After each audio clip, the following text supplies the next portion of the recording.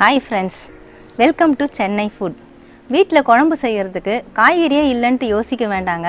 எந்த ஒரு காய்கறியும் இல்லாமல் ரொம்பவே டேஸ்டான வித்தியாசமான செட்டிநாடு மிளகு குழம்பு எப்படி செய்கிறதுன்னு பார்க்க போகிறோம். வாங்க பார்க்கலாம்.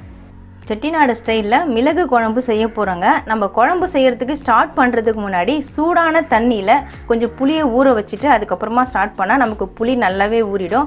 நான் சின்ன எலுமிச்சம்பழம் அளவுக்கு புளி எடுத்துருக்கேங்க. சூடான தண்ணியில் போட்டு ஊற விட்டுருக்கேன். இந்த புளி அப்படியே ஊறட்டும், நம்ம அதுக்குள்ளே மசாலா வறுத்து எடுத்துக்கலாம். குழம்புக்கு மசாலா வறுக்கிறதுக்காக நான் அடுப்பு ஆன் பண்ணிவிட்டு அடுப்பில் பேன் வச்சுருக்கேங்க. பேன் நல்லா ஹீட் ஆகிடுச்சு. நம்ம ட்ரையாக தான் வறுக்க போகிறோம். நான் 1 ஸ்பூன் அளவுக்கு தனியா எடுத்திருக்கேன். நீங்கள் புளிக்கு தகுந்தப்போல் தனியாக கூட்டி குறைச்சி சேர்த்துக்கோங்க. நான் சின்ன எலுமிச்சம்பழம் அளவுக்குன்னு சொன்னேன். இந்த ஸ்பூனில் தாங்க நான் எல்லா அளவுகளும் எடுத்திருக்கேன். 1 ஸ்பூன் கடலைப்பருப்பு அதையும் சேர்த்துக்கலாம். எல்லாத்தையும் சேர்த்து தான் நம்ம வறுக்க போகிறோம். 1 ஸ்பூன் உளுத்தம்பருப்பு, 1 ஸ்பூன் மிளகு. காஞ்ச மிளகாய் நான் குட்டியாக இருக்கிறதுனால 4 பீஸ் எடுத்துருக்கேங்க. மிளகாய் பெருசாக இருந்ததுன்னா நீங்கள் 1 மிளகாய் இல்லைனா 2 மிளகாய் எடுத்துக்கோங்க. அதையும் சேர்த்துடலாம். நல்லா வாசனை வர அளவுக்கு வறுத்துக்கணும். அடுப்பு சிம்மில் வச்சுட்டு வறுத்துக்கோங்க. கருகக்கூடாது. கருகுச்சுன்னா குழம்போட டேஸ்ட் மாறிடும். சேர்த்து விட்ட மசாலா பொருட்கள்லாம் பாருங்கள், பருப்புலாம் நல்லா நிறம் மாறிக்கிட்டு வருது. இந்த சமயத்தில் நம்ம சீரகம் சேர்த்துக்கலாம். நான் 1/2 ஸ்பூன் அளவுக்கு சீரகம் எடுத்திருக்கேன். சீரகம் நம்ம ஃபஸ்ட்டே சேர்த்தா கருகிடும். சீரகம் கருகக்கூடாது. கருகிடுச்சுன்னா குழம்போட டேஸ்ட் மாறிடும். சீரகம் சேர்த்து விட்டுட்டு வறுத்துக்கலாம். நம்ம பேனில் சேர்த்து விட்ட மசாலா பொருட்கள் எல்லாமே நல்லா வறுபட்டுடுச்சுங்க. பாருங்கள், பருப்போட நிறம்லாம் மாறிடுச்சு. நல்லா வாசனை வருது. அந்த அளவுக்கு நல்லா வறுபட்டுடுச்சு. இப்போ பேனில் இருக்கிற இந்த மசாலா பொருட்களை நம்ம பிளேட்டுக்கு மாற்றி விட்டுடலாம். வறுத்த மசாலா பொருட்களை நான் பிளேட்டுக்கு மாற்றி விட்டுட்டேங்க. 2 ஸ்பூன் அளவுக்கு நான் தேங்காய் துருவல் எடுத்திருக்கேன். அதை இதில் சேர்த்துட்டு லேசாக வறுத்துக்கலாம். அடுப்பு சிம்லேயே வச்சுட்டு வறுத்துக்கோங்க. தேங்காய் இப்போ ஓரளவுக்கு வறுபட்டுருச்சுங்க. இந்த அளவுக்கு வறுபட்டால் போதும். இப்போ நம்ம அடுப்பை ஆஃப் பண்ணிவிட்டு மசாலா பொருட்கள் மாற்றி விட்டு அதே பிளேட்டில் மாற்றி விட்டுடலாம். 5 நிமிஷம் இது சூடு ஆறணும். அதுக்கப்புறமா அரைக்கிறது எப்படின்னு பார்ப்போம். வறுத்து ஆற வச்ச பொருட்கள் எல்லாமே இப்போ நல்லா சூடு ஆறிடுச்சுங்க. ஒரு 5 நிமிஷம் ஆற விட்டாலே போதும். இதை நான் மிக்ஸி ஜாருக்கு மாற்றி விட்டுடுறேன். கூடவே நம்ம ஊற வச்ச இந்த புளியையும் சேர்த்து விட்டுடலாம்.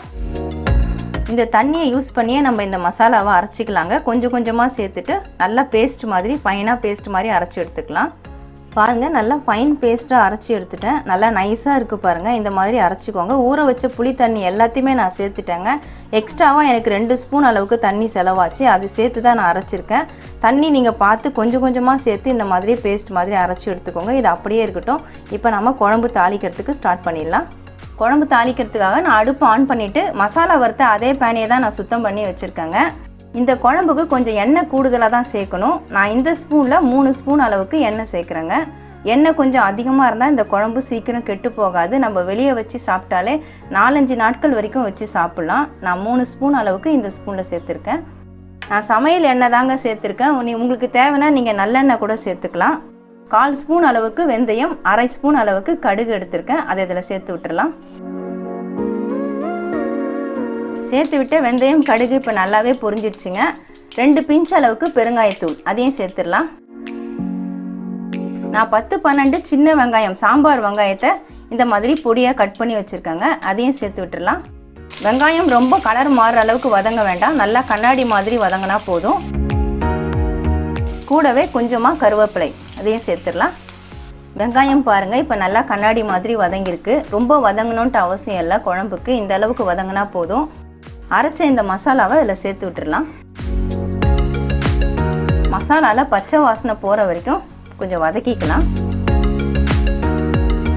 அரைச்ச மசாலா சேர்த்துட்டு வெங்காயத்தோடு நல்லா வதக்கிட்டாச்சு பாருங்கள். நல்லா வதங்கிடுச்சு. நான் மசாலா அரைச்ச அந்த ஜார்லேயே கொஞ்சம் தண்ணி சேர்த்து வச்சுருக்கேன். 1 டம்ளர் அளவுக்கு. இந்த தண்ணியை இதில் சேர்த்து விட்டுடலாம். குழம்போட திக்னஸை பார்த்துட்டு நீங்கள் தண்ணி அளவாக சேர்த்துக்கோங்க.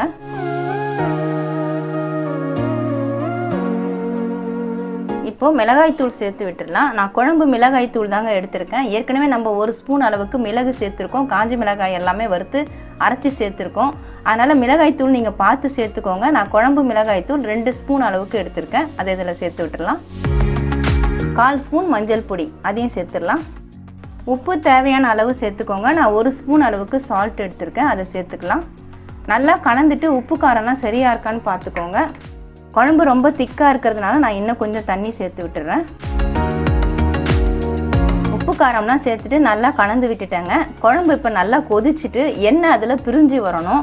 அதனால் மூடி போட்டு விட்டுடலாங்க. நான் அடுப்பு சிம்மில் தான் வச்சுருக்கேன். 5 நிமிஷம் மூடி போட்டு விட்டுடலாம். நீங்கள் மீடியம் ஃப்ளேமில் வச்சிங்கன்னா குழம்பு ரொம்ப திக்காகிடும். அதனால் சிம்மில் வச்சுக்கோங்க, கரெக்டாக இருக்கும். மிளகு குழம்பு மூடி போட்டு விட்டு 5 நிமிஷம் ஆயிடுச்சுங்க. இப்போ பாருங்கள், நல்லாவே எண்ணெய் பிரிஞ்சு வந்திருக்கு.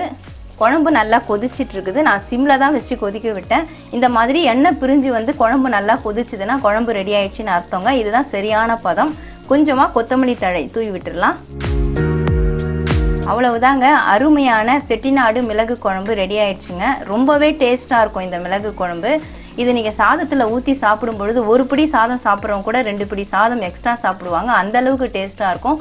டூர் போகும்பொழுதெல்லாம் இந்த குழம்பு செஞ்சு எடுத்துகிட்டு போகலாங்க. 4 நாள் இல்லை 5 நாள் வரைக்கும் வெளியே வச்சு சாப்பிட்டாலே இந்த குழம்பு கெட்டு போகாது. இன்னும் கொஞ்சம் எண்ணெய் மட்டும் கொஞ்சம் கூடுதலாக நீங்கள் சேர்த்துக்கிட்டால் போதும். ரொம்பவே டேஸ்ட்டாக இருக்கும். ஃப்ரிட்ஜில் வச்சு சாப்பிட்றதா இருந்தால் 1 வாரம் வரைக்கும் கூட டேஸ்ட்டாக இருக்குங்க. பசங்களுக்கு லஞ்ச் பாக்ஸுக்கு கூட கலந்து கொடுத்து அனுப்பலாம். ரொம்பவே டேஸ்ட்டாக இருக்கும். சளி தொல்லை இருக்கிறவங்களுக்கு இந்த குழம்பு சாப்பிட்டா சளியெல்லாம் இருக்கிற இடம் தெரியாமல் போயிடுங்க. ரொம்ப டேஸ்ட்டாக இருக்கும். கண்டிப்பாக ட்ரை பண்ணி பாருங்கள். செட்டிநாடு மிளகு குழம்பு எப்படி செய்கிறதுன்னு வீடியோவில் பார்த்துருப்பீங்க. ரொம்ப டேஸ்ட்டாக இருக்குங்க. ரொம்பவே ஹெல்த்தியான ரெசிபி.